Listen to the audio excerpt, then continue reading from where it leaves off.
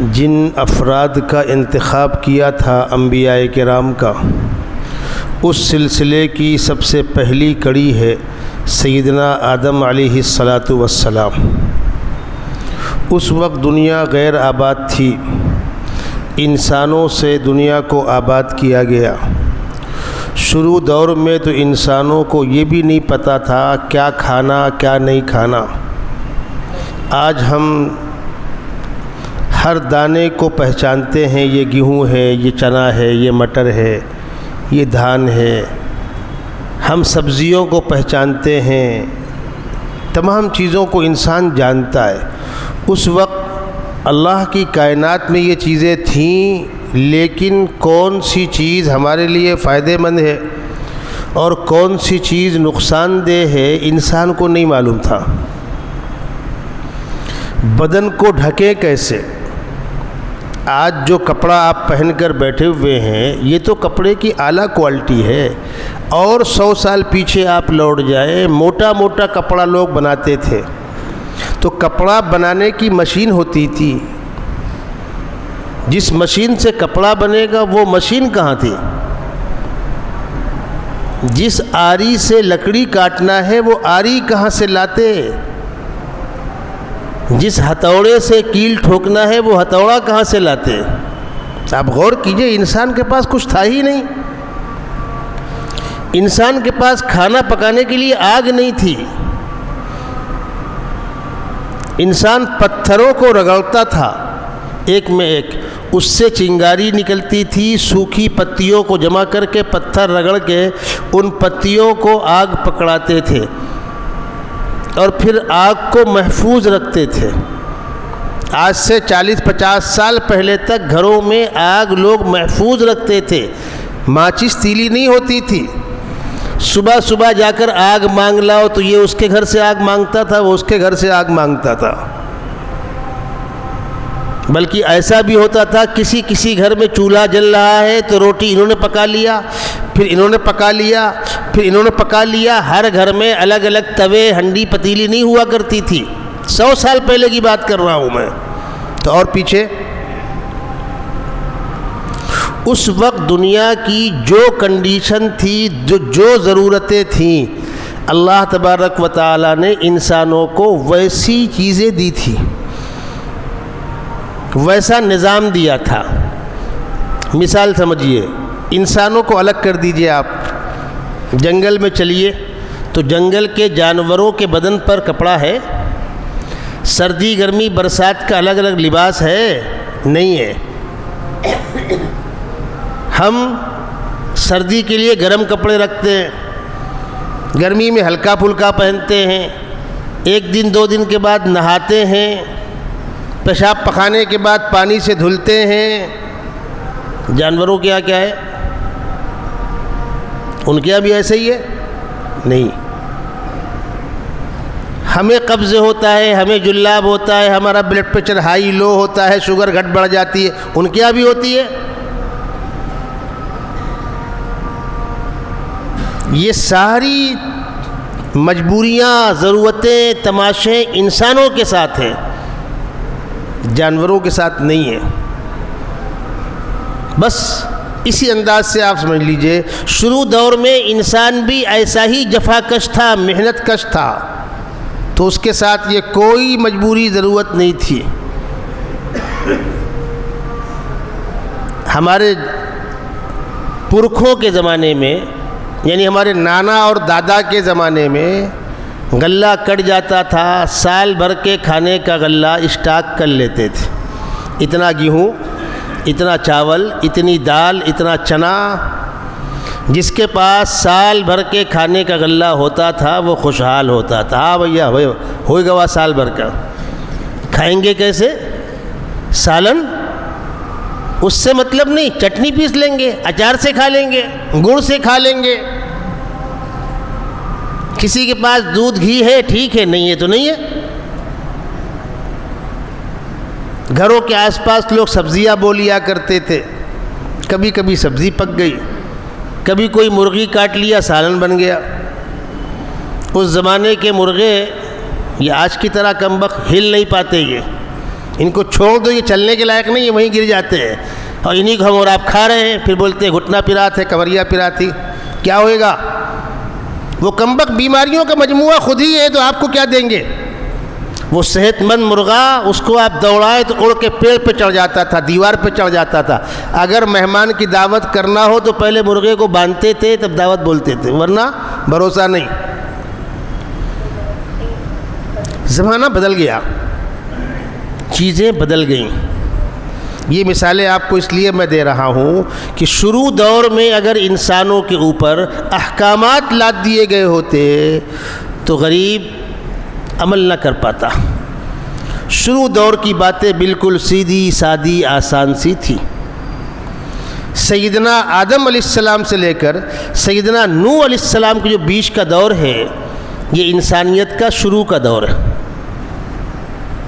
تقریباً 1000 سال کے فاصلے کا دور ہے یہ۔ سیدنا نوح علیہ السلام کو کچھ احکامات دیے گئے، کچھ انسانوں کو ہدایات دی گئیں۔ خود ان کی دعوت کی مدت 950 سال ہے، یعنی 950 سال اور گزر گئے۔ اللہ کا نظام ہے، انبیاء کرام آتے تھے، دعوت دیتے تھے، انسان مخالفت کرتے تھے، نہیں مانتے تھے۔ ہوتا کیا تھا یہ سمجھیے۔ جو صاحب سامنے کھڑے نا، بھائی اس پنکھے کو بند کر دو، جس کو جانکاری ہو کھڑے ہو کر اس پنکھے کو بند کر دے، بس جس کو جانکاری ہو وہ کھڑے ہو کر بند کر دے۔ چلیے ایک بار درود شریف پڑھ لیجیے۔ اس کائنات میں اصلاً اللہ کی اطاعت تھی۔ آدم علیہ السلام پہلے انسان ہیں، پہلے نبی ہیں، ان کے خاندان میں سب اللہ کی اطاعت کرنے والے تھے۔ اصلاً توحید تھی، اصلاً اطاعت تھی۔ پھر ان کی اولاد در اولاد، اولاد در اولاد۔ پھر ہوا کیا؟ کسی نیک بندے کا انتقال ہو گیا۔ اب بہرحال جو آدمی اچھا ہوتا ہے، نیک ہوتا ہے، لوگوں کے دلوں میں اس کی محبت ہوتی ہے، لوگ جاتے ہیں تعزیت کے لیے، ہم اور آپ بھی جاتے ہیں، جانا چاہیے۔ بھئی ہم باہر تھے، معلوم ہوا ایسا ایسا ہو گیا، افسوس ہوا۔ اللہ تعالیٰ آپ لوگوں کو صبر عطا فرمائے، جانے والے کی مغفرت فرمائے، جو عام طور پر ہمارے بس میں ہے۔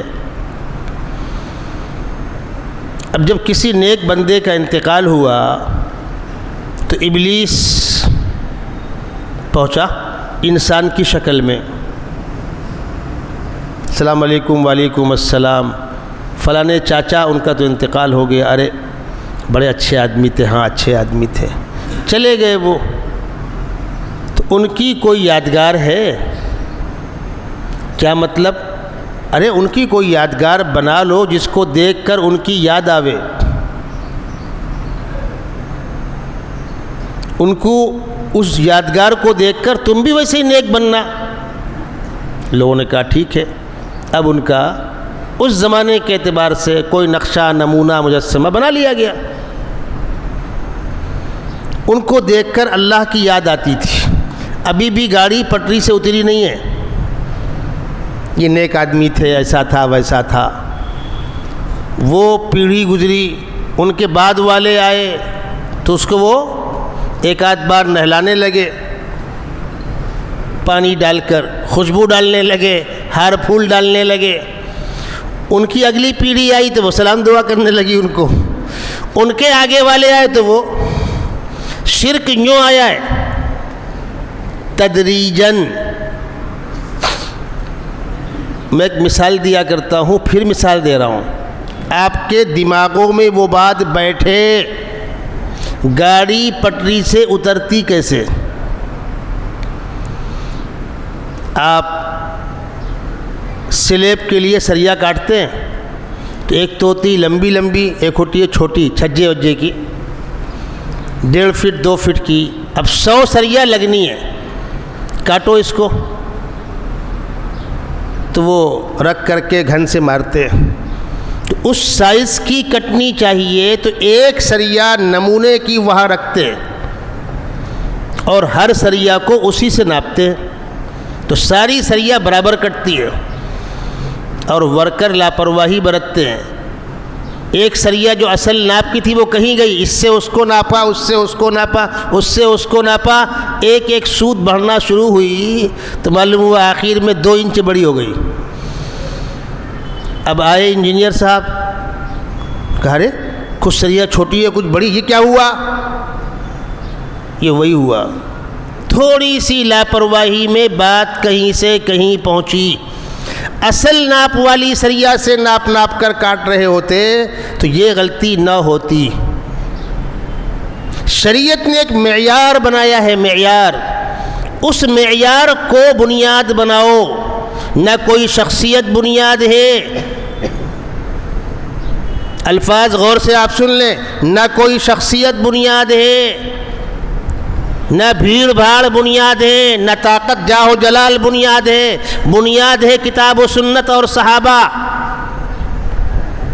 اس سے جو ہٹے گا وہ غلط کہلائے گا، میں ہوں آپ ہوں چاہے جو۔ اسی لیے دوسرے مذاہب بگڑے اور مٹے، مذہب اسلام 1450 سال کے بعد اصل دین محفوظ ہے، عمل اور کوتاہی زندگیوں میں ہے۔ کوتاہیوں سے انکار نہیں ہے، کوتاہیاں زندگیوں میں ہیں، اصل دین محفوظ ہے۔ کیوں؟ گاڑی پٹری سے ہٹی آہستہ آہستہ پھر وہ ساری خرافات شروع ہو جاتی ہیں جو نہیں ہونا چاہیے۔ وہ جان بوجھ کر نہیں ہوتی ہیں، وہ محبت میں، عقیدت میں، تعلق میں، احترام میں۔ تو پچھلی امتوں میں بت پرستی، شرک پرستی ایسے آئی، آ گئی۔ اب حضرت نوح علیہ السلام نے آ کر ان لوگوں کو ان چیزوں سے منع کیا، تو جواب کیا ملا قوم کا؟ کہ جو ہوتا تھا وہی ہوگا۔ کیا ہمارے باپ دادا جاہل تھے؟ کیا باپ دادا غلط تھے؟ یہ ایک جذباتی نعرہ ہوتا ہے باپ دادا کے نام کا، اس کا آپ جواب سن لیں۔ انبیاء کرام نے کیا جواب دیا وہ تو بعد میں سناؤں گا، آپ کے سمجھ میں اترے۔ ہمارے آپ کی جنریشن میں ایک شخص جواڑی ہے، شرابی ہے، صحیح یا غلط؟ غلط۔ 100 سال کے بعد اس کے پوتے بولے کیا ہمارے دادا غلط تھے؟ تو آپ کیا بولو گے؟ ہاں وہ کمبخت شرابی تھا تو غلط تھا۔ دادا ہونا کوئی بنیاد نہیں، نانا ہونا کوئی بنیاد نہیں، جو غلط تھا وہ غلط تھا۔ اگر آج کا شرابی، آج کا جواڑی، آج کا حرام خور غلط ہو سکتا ہے تو یہ 100 سال کے بعد اور بڑا غلط ہوئے گا۔ تو یہ کہنا کیا ہمارے باپ دادا غلط تھے، یہ کوئی جواب نہیں۔ ایک ہے خدائی پیغام، خدائی نظام، اصل وہ ہے جو اس کے مطابق چلے گا وہ صحیح کہلائے گا، جو اس سے ہٹے گا وہ غلط کہلائے گا۔ میں ہوں، آپ ہوں، ہمارے ابا ہوں، دادا ہوں، پردادا ہوں، اس سے کوئی فرق نہیں پڑنے والا۔ تو سیدنا نوح علیہ السلام اللہ کے بندوں کو اللہ کا پیغام سنا رہے ہیں۔ اب انسانوں کی مزاج میں جو بات بیٹھی ہوئی ہے اس کو چھوڑنے کو تیار نہیں۔ مخالفتیں شروع ہوئیں، نوح علیہ السلام کے ساتھ زیادتیاں شروع ہوئیں، وغیرہ وغیرہ۔ 950 سال کا عرصہ گزر گیا سمجھاتے۔ اور یاد رکھیے گا، نبی سے بڑا امت کے لیے مخلص اور محسن، خیرخواہ، ہمدرد کوئی نہیں ہو سکتا۔ جو پیار اور جو محبت نبی کو امت سے ہوتا ہے کسی کو نہیں ہو سکتا۔ نوح علیہ السلام نے ہر طریقہ اپنایا، تنہائی میں بھی، مجمع میں بھی، ڈانٹ کر بھی، پیار سے بھی، قوم نہیں مانی۔ یہاں پر ایک بڑی اہم اصولی بات توجہ کے ساتھ سن لیجئے، کام آئے گی۔ انبیاء کرام مخالفین سے بات کرتے تھے تو کیا کہتے تھے؟ لا اسألکم علیہ من اجر، مجھ کو میری دعوت پر، میری تبلیغ پر، میری دین کی خدمت پر تم سے کوئی معاوضہ نہیں چاہیے۔ کس سے کہتے تھے یہ؟ مخالفین سے۔ اور جب اپنوں میں بیٹھتے تھے ماننے والوں میں تو ماننے والے تحفے دیتے تو قبول کرتے، ماننے والوں کو کام بتاتے، تم پانی بھر لاؤ، تم لکڑی چن لاؤ، تم جانور چرا لاؤ، تم یہ کرو، تم یہ کرو۔ ماننے والوں سے یہ لہجہ ہوتا تھا اور نہ ماننے والوں سے لا اسألکم علیہ من اجر۔ فرق سمجھے آپ کی مسجد میں کوئی ضرورت ہے، آپ سے ہم 100 بار مانگیں گے، لیکن مسجد کو نقصان پہنچانے والا دوسرے مذہب کا کوئی شخص آ کر کہے میں اے سی لگوا دوں، کولر بدلی کروا دوں، قالین ڈلوا دوں، تو ہم کہیں گے معاف کیجیے گا، السلام علیکم۔ ہم کو چاہیے کس سے؟ مصلیوں سے، اطاعت گزاروں سے، مسجد کے خادموں سے۔ لب و لہجہ ایک نہیں ہوگا۔ اب غلط فہمی کیا ہو رہی ہے؟ قرآن کے اندر دونوں باتیں ہیں۔ انبیاء کرام کا یہ اعلان ہے لا اسألکم علیہ اجرا، قرآن میں تو ہے۔ مخاطب کون ہے؟ مخاطب وہ طبقہ ہے، یہ طبقہ نہیں ہے۔ لا اسألکم علیہ اجرا سے استدلال کرنا کہ دینی خدمت انجام دینے والے تنخواہ نہیں لے سکتے، معاوضہ نہیں لے سکتے، ان کو ہدیہ نہیں قبول کرنا چاہیے، دین نہیں سمجھا ان لوگوں نے، انہوں نے قرآن کی اس آیت کا مطلب نہیں سمجھا۔ اٹھاؤ تفسیریں، تفاسیر کھولیے، کس سے ہے؟ مخاطب کون ہے؟ لب و لہجہ کس سے ہے؟ مخالفین سے۔ نوح علیہ السلام کو ماننے والے بہت کم لوگ تھے۔ اس کی اعلیٰ شکل سیدنا محمد رسول اللہ صلی اللہ علیہ وسلم کے ہاں پائی جاتی ہے۔ کہ جملہ آپ کے ہاں بھی ہے کہ مجھ کو تم سے کچھ نہیں چاہیے۔ کس سے کہا؟ ابو بکر سے کہا، عثمان سے کہا، علی سے کہا؟ نہیں، یہاں تو قربانیوں کا مطالبہ ہو رہا ہے۔ صحابہ کرام اللہ کے نبی صلی اللہ علیہ وسلم کو لا کر تحفے تحائف دے رہے ہیں، آپ لے رہے ہیں، ہدیہ قبول کر رہے ہیں، صدقہ لینے سے انکار کر رہے ہیں، سینکڑوں حدیثیں موجود ہیں اس کی۔ جب دونوں کو سامنے رکھ کر آپ غور کریں گے تو حقیقت حال کھلے گی۔ یہ میں نے ایک مسئلے کی وضاحت کی، بعض لوگوں کو غلط فہمی ہوتی ہے۔ اب آئیے، نوح علیہ السلام اپنی قوم کو سمجھا رہے ہیں، قوم ماننے کو تیار نہیں۔ سوچئے ہم اور آپ 10-20 سال میں اکتا جاتے ہیں، تھک جاتے ہیں، 950 سال کا عرصہ ہے، کچھ ہوتا ہے؟ بالآخر نوح علیہ السلام نے فریاد کی اور قرآن نے 29ویں، ذرا کچھ ڈال لیا کرو اس کے اندر، معلوم پڑے کہ آپ گزر رہے ہیں، ایک آدھ چابی کا چھلا وغیرہ میں دے دوں آپ کو۔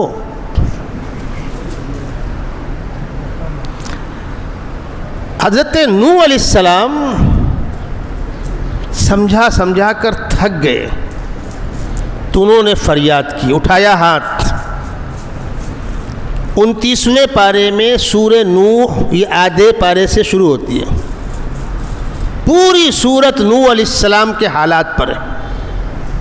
سورت کا آغاز ہوتا ہے انا ارسلنا نوحا الی قومہ ان انذر قومک من قبل ان یأتیہم عذاب علیم۔ ہم نے نوح کو ان کی قوم کی جانب نمائندہ بنا کر بھیجا تھا کہ انسانوں کو بتلاؤ کہ نافرمانی کا انجام کیا ہوگا، بغاوت کا انجام کیا ہوگا، قبل اس کے کہ ان کے اوپر عذاب آئے، پکڑ آوے، ان کو اللہ کا پیغام سنا دو۔ قال یا قوم انی لکم نذیر مبین، اے میری قوم میں اللہ کی طرف تمہارے لیے کھلا ہوا ڈرانے والا آیا ہوں۔ پھر اپنا پیغام سنایا، لیکن قوم ماننے کو تیار نہیں۔ چند افراد کے ماں سوا کسی نے نہیں مانا۔ مرتے مرتے بوڑھا اپنے بچوں کو جمع کر کے وصیت کرتا تھا، ہر کام کرنا، اس پاگل کی بات مت سننا۔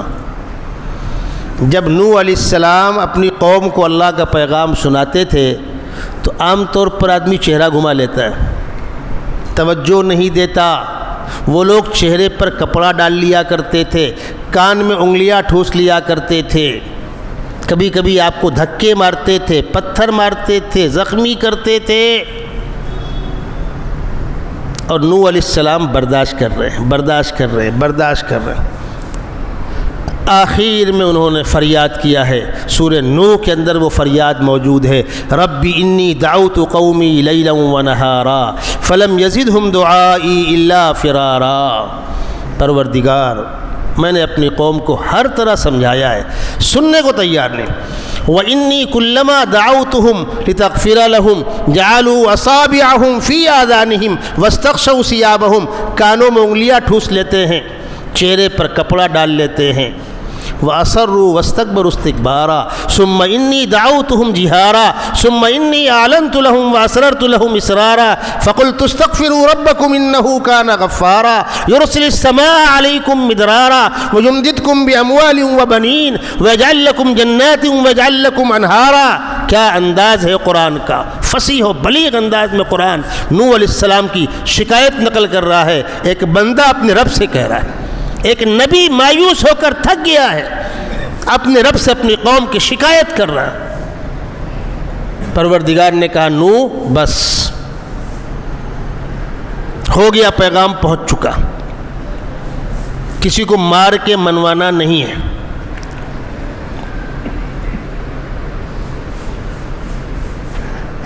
میں آپ کو بتلاؤں، مار کے منوانے پر ایک بات سن لیجئے، یہ واقعات چلتے رہیں گے۔ اکثر ایسا ہوتا ہے، سفر میں ساتھ ہو جاتا ہے، بیٹھے ایئرپورٹ میں 1 گھنٹے کا انتظار ہے تو باتیں ہوتی رہتی ہیں، ٹرین کے لیے بیٹھے پلیٹ فارم پہ، ٹرین کے اندر بیٹھ گئے، سیٹیں اگل بغل میں باتیں ہوتی رہتی ہیں۔ ایک گندگی دماغوں میں بیٹھا لی گئی ہے اور ایک بڑا طبقہ وہی سمجھتا ہے، اس کو دور کون کرے گا؟ آسمان سے فرشتے اتریں گے۔ اچھا، آپ کے بارے میں پڑوسی محلے کے اندر بولے کہ بھیا 4 فٹ بڑھا کے بناوت ہیں، ہم بھی جگہ دباوت ہیں، تو آپ خاموش رہو گے؟ آپ بھی 4 لوگوں کو بتلاؤ گے دیکھو ایک کاغذ ہے، یہ نقشہ ہے، جگہ میری ہے۔ وہ آپ کو بدنام کرے کہ میرا پیسہ مار کے بیٹھ گیا، 1 لاکھ روپیہ مجھ سے قرضہ لیا، پلٹایا نہیں، تو آپ خاموش رہیں گے؟ آپ بتلائیں گے محلے کو، سماج کو غلط کہتا ہے، دیکھو یہ سائن ہے، پیسہ پلٹا دیا اس کا، میں نہیں کہیں گے؟ آپ کہیں گے۔ جب دین پر الزام آوے تو کس کا کام ہے؟ سارے دیندار سوئیں گے آرام سے، جواب کون دے گا؟ امت کے اوپر الزام آ رہا ہے، اسلام پر الزام آ رہا ہے، جواب کون دے گا؟ الزام کیا ہے؟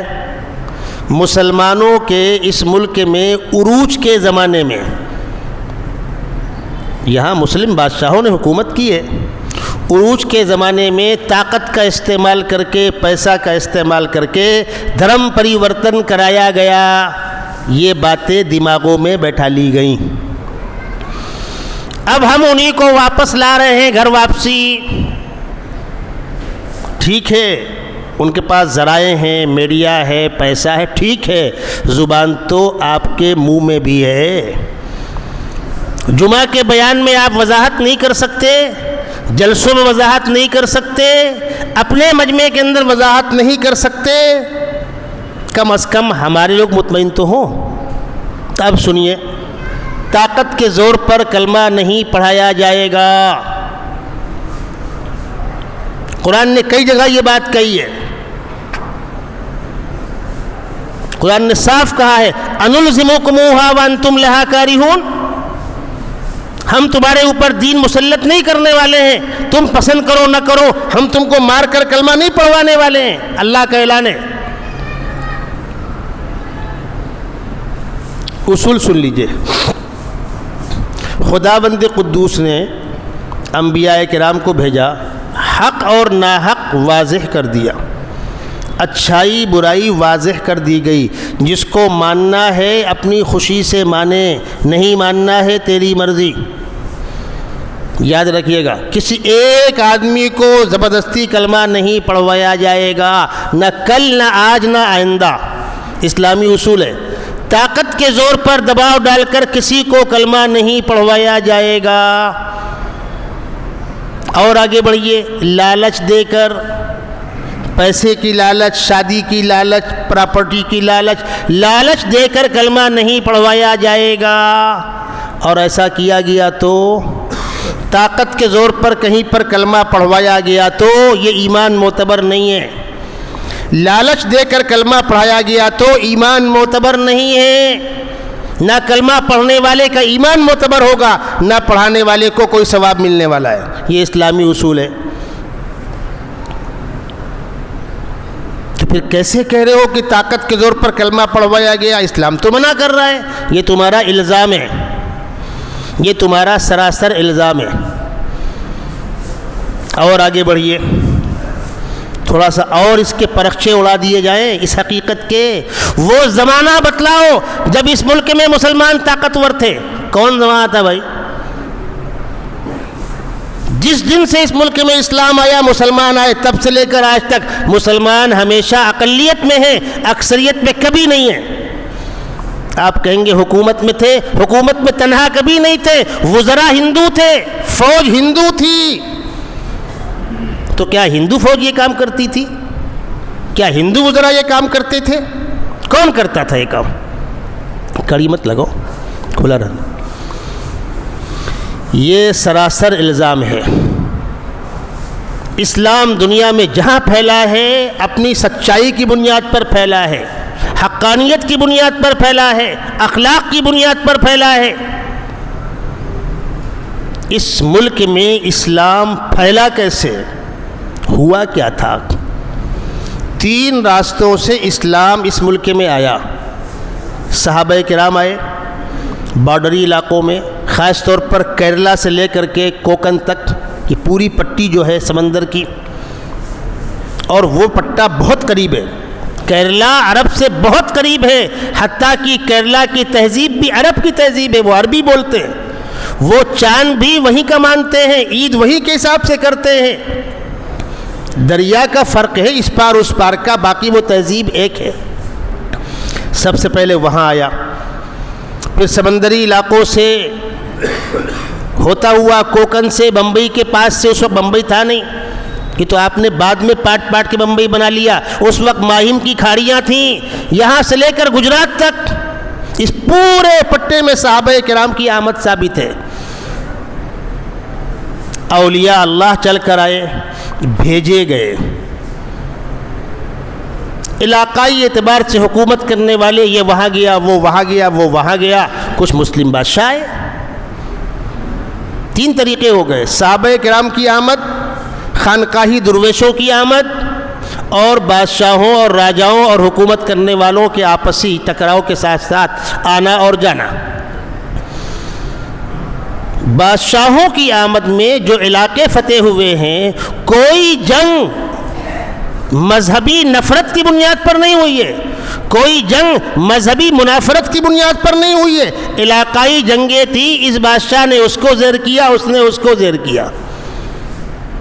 کوئی ایک مسلم بادشاہ ایسا نہیں ہے جس کی حکومت میں وزراء ہندو نہ رہے ہوں اور فوج میں فوجی ہندو نہ رہے ہوں، اور کوئی ایک ہندو راجا ایسا نہیں ہندوستان کے اندر جس کی فوج میں مسلم نہ رہے ہوں، اور جس کے مشاورتی بورڈ میں اور وزارت کے اندر مسلم وزراء نہ رہے ہوں. کوئی ایک نام لے کے بتلاوے، ایسا تھا ہی نہیں. تو پھر طاقت کا استعمال کیسے ہوگا؟ طاقت کا استعمال نہیں ہوا ہے، نہ کل نہ آج. اسلام پھیلا ہے اپنی حقانیت کی بنیاد پر. میں اس کے آپ کو ایک آدھ واقعات سنا دوں. اور ہمارے ذہنوں کے اندر یہ دوریاں ہیں، اللہ جانے کہاں سے آئی، مجھے نہیں معلوم، لیکن ہیں، دوریاں پیدا کی گئی ہیں.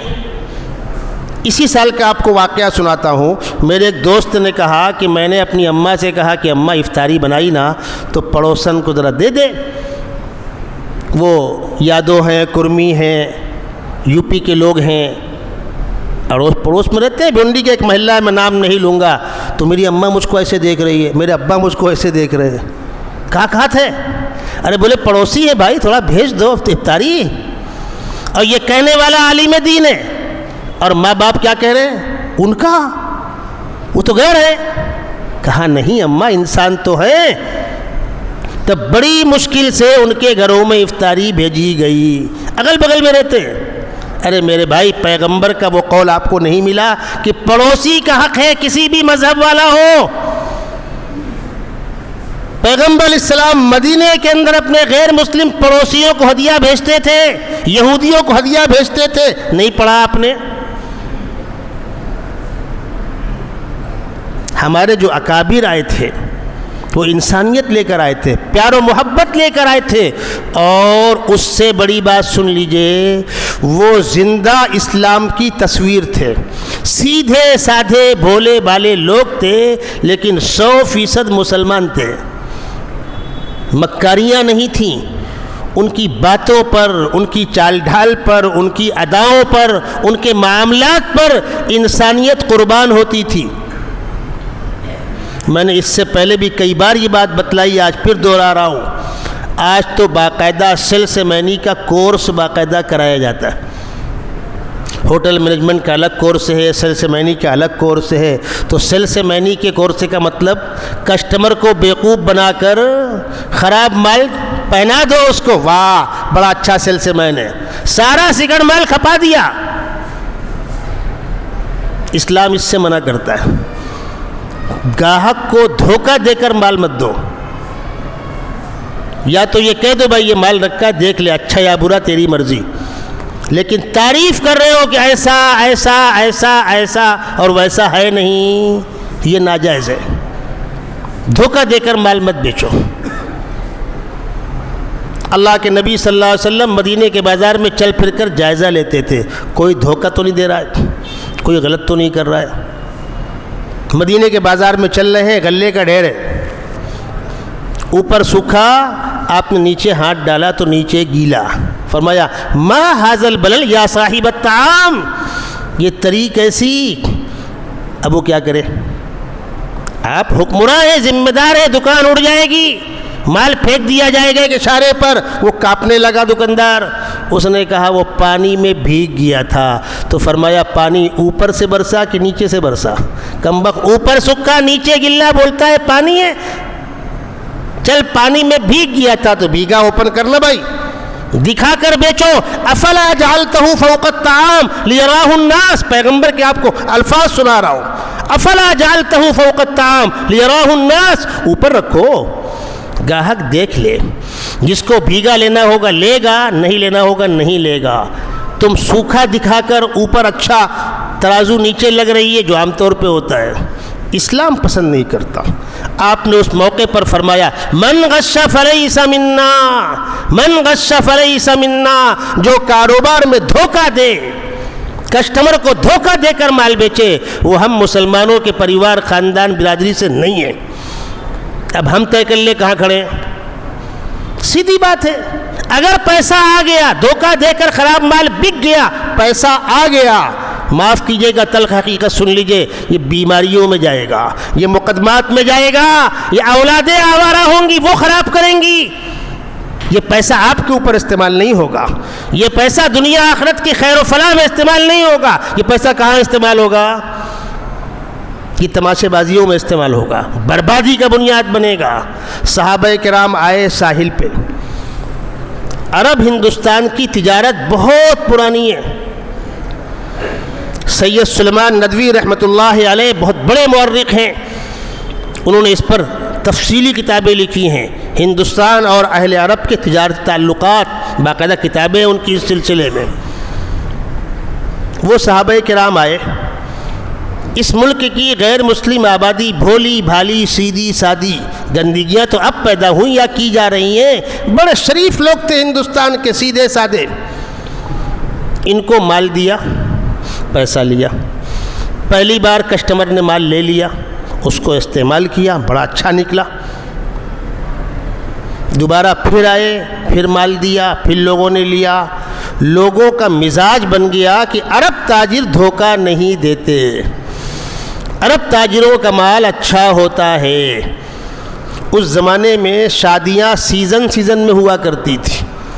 تو اب ہے آبادی بڑھ گئی، مصروفیات بڑھ گئیں. اب تو رمضان میں بھی ہو رہی ہے، محرم میں بھی ہو رہی ہے، شبرات میں بھی ہو رہی ہے. اب کچھ قید نہیں ہے. لڑکا 1 مہینے کے لیے باہر سے آیا ہوا ہے، کل آیا ہے، آج نکاح ہے، پرسوں بدائی ہے. زمانہ بدل گیا. پہلے موسم میں شادیاں ہوا کرتی تھی. غلہ کٹ گیا، اب شادی ہوگی. تو موسمی اعتبار سے لوگ سامان خریدتے تھے، تو عرب تاجر بھی اسی موسم کے حساب سے آتے تھے. تو لوگ شادیوں کا سامان خریدنے کے لیے عرب تاجروں کا انتظار کرتے تھے.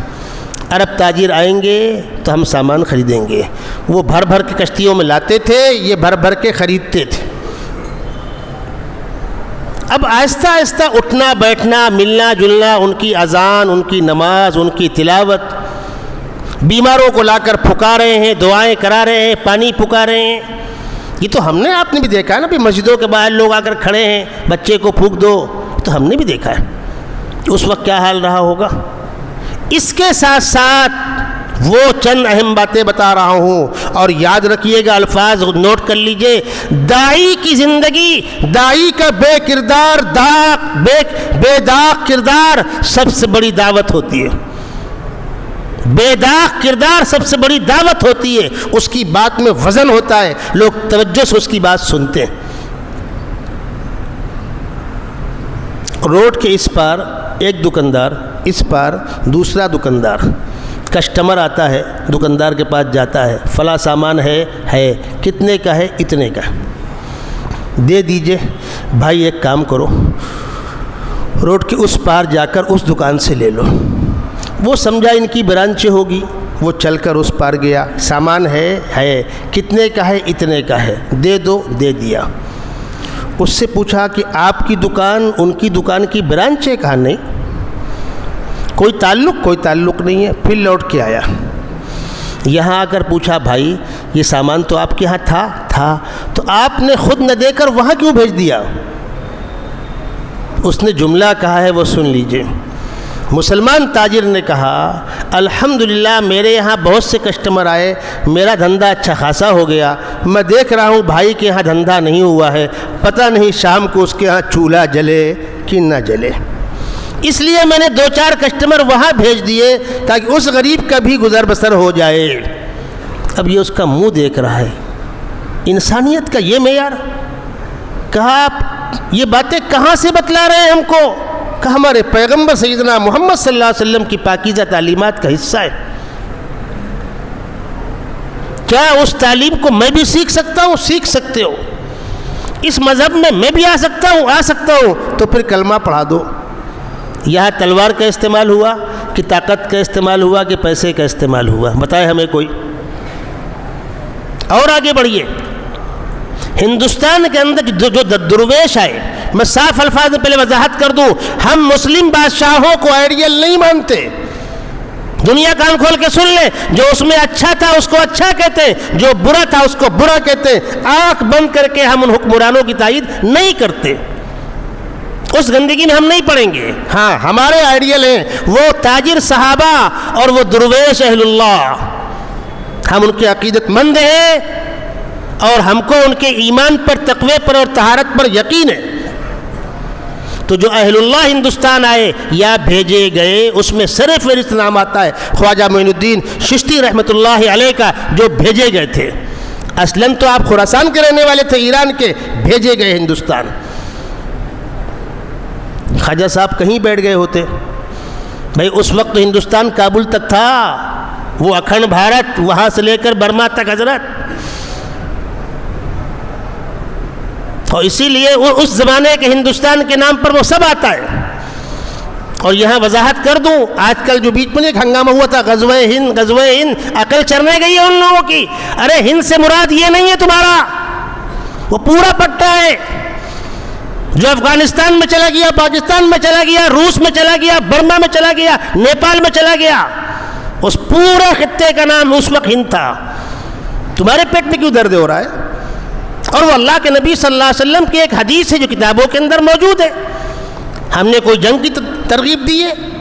ہم کوئی ہنگامہ کرنے جا رہے ہیں؟ ہم تو منع کر رہے ہیں. ہندوستان کے اندر ہم مصالحت کر کے رہتے ہیں آپس میں اتحاد کے ساتھ. یہاں جنگ کی بات نہیں ہونی چاہیے، جھگڑے کی بات نہیں ہونی چاہیے، مل جل کے رہنا چاہیے. زبردستی مان نہ مان میں تیرا مہمان، مان نہ مان میں تیرا مہمان. ٹھیک ہے، منہ میں زبان ہے، کچھ بھی کہہ لیجئے آپ. چلیے پیچھے لوٹیے. خواجہ صاحب چلے ایران سے، کچھ دور آگے بڑھے ہندوستان شروع ہو گیا. تھوڑا آگے بڑھے ہندوستان شروع ہو گیا، کہیں بیٹھ گئے ہوتے. وہ چل کر اجمیر آئے، خشکی کے راستے سے دلی ہوتے ہوئے، جو سہارنپور کے پاس کھلا راستہ ہے وہاں سے ہوتے ہوئے دلی ہو کر اجمیر آئے. اب یہاں پرتھوی راج حکومت کر رہا ہے. پرتھوی راج کے نانا کھانڈے لال دلی کے حکمراں ہیں، پرتھوی راج کا باپ اجمیر کا حکمراں ہیں. نانا کو کوئی نرینہ اولاد نہیں تھی تو نانا نے گود لے رکھا تھا ناتی کو. نانا کا انتقال ہوا، وہ مرا، دلی گدی اس کو مل گئی. اجمیر میں باپ کا انتقال ہوا، گدی اس کو مل گئی. ہندوستان میں یہ دو بڑے رجواڑے تھے اس وقت، دلی اور اجمیر، اور ان دونوں رجواڑوں پر چوہان برادری حکومت کرتی تھی. چوہان برادری ہندوؤں کی اونچی برادری ہے.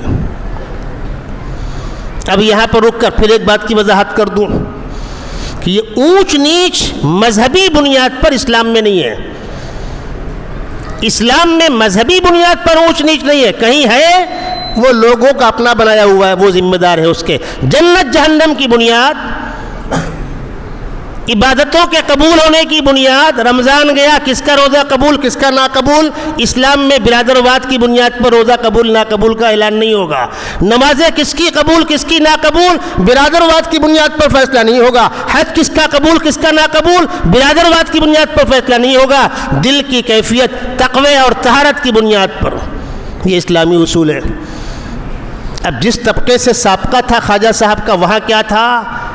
ایک طبقہ بھگوان کے سر سے، ایک بازو سے، ایک پیٹ سے، باقی سب نیچے سے. تو جو سر اور بازو سے وہ تو حکومت کریں گے، باقی سب غلام ہیں. تو تمہارے یہاں مذہبی بنیاد پر تقسیم ہے. خواجہ صاحب نے آ کر اسلام کی مساوات اور برابری کا پیغام سنایا. اللہ کے نبی صلی اللہ علیہ وسلم کا ارشاد، لا فضل لعربی علی عجمی ولا لعجمی علی عربی. کسی کالے کو گورے پر، عرب کو غیر عرب پر، خاندان کی بنیاد پر، علاقے کی بنیاد پر کوئی فضیلت نہیں ہے. اللہ کے نبی فرما رہے میرے خاندان کے لوگ اطاعت نہیں قبول کریں گے، جہنم میں جائیں گے. وہ ابو جہل ہو، ابو لہب ہو، امیہ ابن خلف ہو، مشرکین مکہ ہو، سب تو آپ کے خاندان کے لوگ تھے. کہاں گئے؟ سیدھا جہنم. اور ماننے والا بلال حبشی ہو، سلمان فارسی ہو، سہیل رومی ہو، اور قیامت تک دنیا کے کسی کنارے کا رہنے والا ہو، کالا ہو، گورا ہو، ناٹا ہو، لمبا ہو، کوئی بنیاد نہیں ہے. اطاعت قبول کیا، جنت دروازے اس کے استقبال کے لیے کھلے ہوئے ہیں. اسلامی اصول ہے.